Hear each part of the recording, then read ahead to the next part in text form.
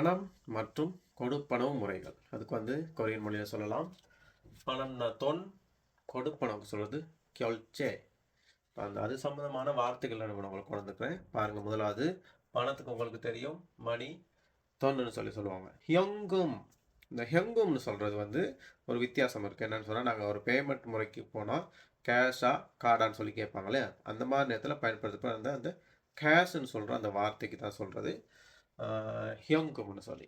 எனவே இந்த ஹியங்கும் தொன்னுக்கு வந்து சின்ன டிஃப்ரெண்ட் இருக்குது, அதை ஞாபகம் வச்சுக்கோங்க. நம்மக்கிட்ட இருக்கிற காகித தாள்கள், அந்த பில்ஸ் இருக்கு இல்லையா, அதுக்கு வந்து நாங்கள் சொல்லலாம் சிப்பேன்னு சொல்லி. தொங்ஜொன் வந்து சில்லறை இல்லாட்டி கோயின்ஸுக்கு வந்து சொல்லலாம். காகியக்குன்னு சொன்னால் விலை, என்ன விலைன்னு சொல்கிற கேட்குறதா இருந்தால் ஒல்மா ஏன்னு கேட்போம் இல்லையா, அந்த ஒல்மா ஏன்னு கேட்குற அந்த விலைக்கு தான் சொல்கிறது காகியோக். இந்த பியோங் வந்து என்னென்னு சொன்னீங்கன்னு சொன்னால் செலவு, எங்களுக்கு போகிற செலவுக்கு வந்து நாங்கள் பியோங்னு சொல்லி சொல்லலாம். யோகும் வந்து கிட்டத்தட்ட செலவு மாதிரி தான், ஆனால் ஃபீஸ் இல்லாட்டி ஃபேர், பஸ் ஃபீஸ் இல்லாட்டி அது சரி ஏர் டிக்கெட்டுக்கு கொடுக்குறதா நீங்கள் பணமாக இருக்கலாம், இல்லாட்டி எலக்ட்ரிசிட்டி பில், டிவி பில், அந்த மாதிரி பில்களுக்கு நாங்கள் யூஸ் பண்ணுற வார்த்தை தான் இந்த யோகும். காசு யோகும், பொசு யோகும் அப்படி சொல்லி பாவிப்பாங்க. கொடுப்பனவு முறை சம்மந்தப்பட்டது ஞாபகம் வைத்துக்கோங்க. உங்களுக்கு கதைக்கிற நேரம் தேவைப்படும்.